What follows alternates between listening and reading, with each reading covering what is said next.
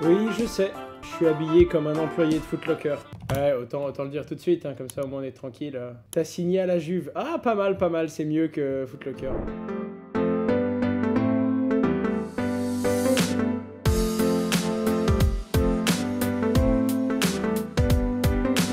On commence avec la SEC qui attaque beaucoup de cryptos jugés comme des securities. Alors je rappelle qu'il y a deux types de tokens, les utility tokens et les security tokens. La particularité, c'est que la SEC s'en est pris à l'un des gros conflits qui date depuis plus de 2 ans, qui fait beaucoup de bruit, qui a fait effondrer le token, un token que je n'aime pas trop mais que beaucoup de gens aiment. Je vous laisse deviner son nom, Ripple. Merci FlyDexo pour ça. Du coup, qu'est-ce qui s'est passé? C'est que la SEC, la Security Exchange Commission, qui est un peu le gendarme de la bourse aux États-Unis, c'est un peu l'autorité des marchés financiers français mais là-haut, et pour le coup, ils s'en prennent à Ripple en disant que leur token, c'est un security. Un security, c'est considéré comme un titre financier traditionnel, et donc ça doit être régulé de la sorte. Et naturellement, ils en veulent à Ripple en mode, vous avez émis des titres financiers sans le droit de le faire, sans licence, vous n'avez pas le droit de faire ça. Naturellement, on va vous taper dessus. La particularité, c'est que quelques mois après, dans un discours, il y a un porte-parole très important de la Security Exchange Commission qui a fait une prise de parole en disant deux choses. Déjà, il est très dur de définir les security tokens et les utility tokens, qui sont des tokens d'usage.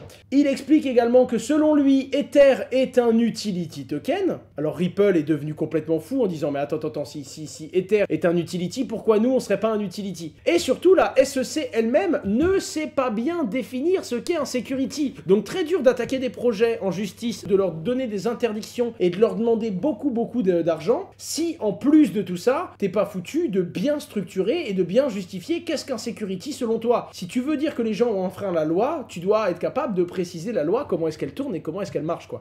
Mise à jour de MetaMask et ça change tout pour votre sécurité. En gros, vous le savez, des fois vous vous baladez, vous faites pas attention, vous tapez un site internet crypto sur Google, vous cliquez sur une pub alors que l'URL est totalement pareil à 1 ou 2 caractères près, vous arrivez sur un site qui ressemble au vrai site mais qui n'est pas du tout vrai, puisque c'est un site de phishing, et là vous faites suivant, continuez, vous validez la transaction, vous cliquez OK, et vous faites vider votre portefeuille parce que vous avez donné tous les droits à un portefeuille externe. Eh bien, avec cette mise à jour, normalement, il y a des annonces un peu plus claires. Êtes-vous sûr de vouloir donner l'intégralité des permissions de votre portefeuille à ce smart contract? MetaMask ne vous empêche pas de vous faire arnaquer et d'aller vers des arnaques parce que c'est pas à eux de juger, ils veulent rester le plus décentralisé possible. Par contre maintenant, ils alertent. Donc comme il ne peut pas bloquer des transactions pour vous, il peut vous alerter. Parce que c'est vrai que si MetaMask vous interdit de faire une transaction, même si c'est une arnaque, il y a plein de gens qui vont dire attends, c'est le monde de la décentralisation, on veut que personne ne nous interdise d'utiliser notre argent et toi MetaMask tu nous interdis de le faire. Donc ils t'interdisent pas mais ils t'alertent naturellement et donc ils te proposent de faire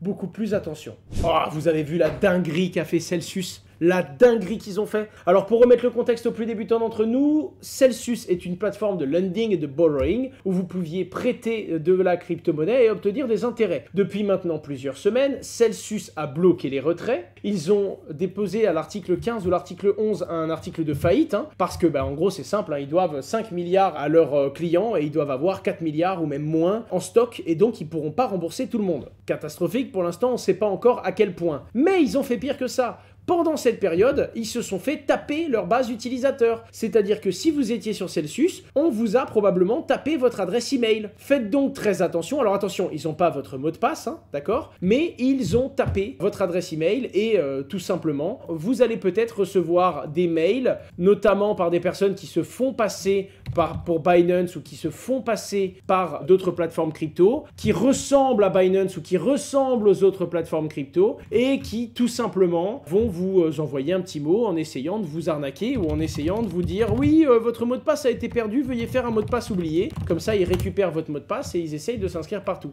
Je sais pas si tu connais Coinsider qui dit que l'USDT est safe. Je pars du fait moi aussi que l'USDT est un stablecoin plutôt safe, dans le sens où ils ont eu pas mal de pépins dans le passé, maintenant ils sont robustes, ils ont été audités, ils sont beaucoup plus costauds. C'est des Italiens derrière, c'est des mecs qui sont assez robustes, mais c'est vrai qu'ils ont une boîte noire dans le sens où ils sont pas aussi transparents que l'USDC de Circle, mais en attendant, je les pense quand même robustes. Pas autant que l'USDC pour moi, pas autant que le Paxos standard, mais en attendant, USDT, oui, est un stable. Bah, de toute façon, c'est très simple. Hein. Quand l'UST a des pegs, tout le monde disait, ouais, c'était évident, c'était évident. Il y avait 55 milliards dessus. Hein. Il y avait quand même énormément de gens qui y croyaient. Hein. Là, l'USDT, il y a 66 milliards dessus. Hein. On peut te dire ce qu'on veut. Quand il y a 66 milliards de dollars d'assets sur une chaîne, c'est que les gens y croient, mon pote. Hein. Il n'y a aucun être humain qui laisse 1,4 milliard de dollars sur un token auquel il croit pas. Hein. Là, cette ligne-là, il vous dit deux choses. Déjà, c'est que les gens ont au moins autant confiance en l'USDT qu'en l'USDC, parce que globalement, c'est des différences qui sont non significatives entre les deux. Mais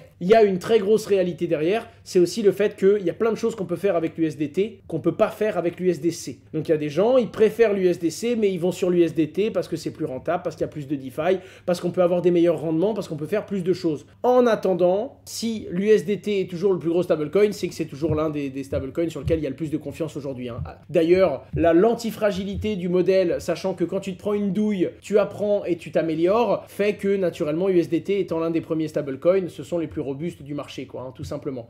Les amis, Unstoppable Domain que je vous ai présenté le 6 avril 2019 est maintenant une licorne. Ils ont levé 65 millions de dollars contre 6,5% de leur capital. Et aujourd'hui, Unstoppable Domain, donc l'idée par Pantera Capital, valent 1 milliard. Et c'est juste hallucinant. Je pense que les noms de domaine en points crypto qu'ils ont vont être acceptés sur la plupart des navigateurs. C'est déjà le cas sur beaucoup. Je pense que ce sera nativement accepté sur Google. Et à ce moment-là, quand ce sera nativement accepté sur Google, on risque sans trop de surprise d'avoir une grosse valorisation et d'avoir énormément de gens qui viennent s'arracher les points crypto. Je rappelle que tous ceux qui avaient acheté des points ZIL à l'époque ont eu offert des points crypto. ENS fait la même chose en points Ether. Tout à fait. Ben, eux, ce qu'ils font, c'est ça, mais ils font ça sur... Alors attends, je vais te dire, ils ont le point NFT. D'ailleurs, quitte à en acheter, n'hésitez pas à passer par mon lien d'affiliation qui est dans la vidéo Unstoppable Domain. Ils ont les points crypto, les points NFT, les points X, les points wallet, les points Bitcoin, bref, ceux que vous voyez à l'écran, quoi, et les points blockchain. Et du coup, ça te permet également, un petit peu comme avec les points Ether, de te mettre une adresse, d'en faire un portefeuille, etc.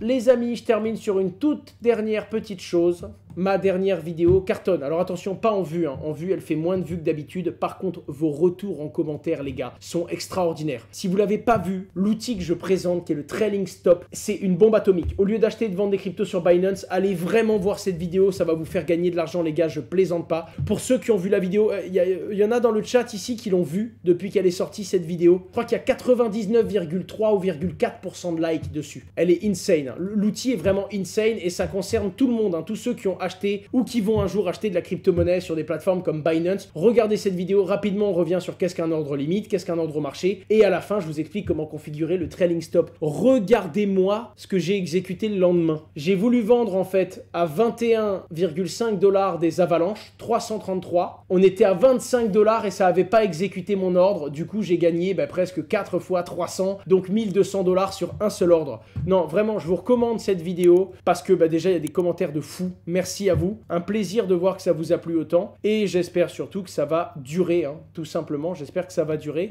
que ça va vous plaire.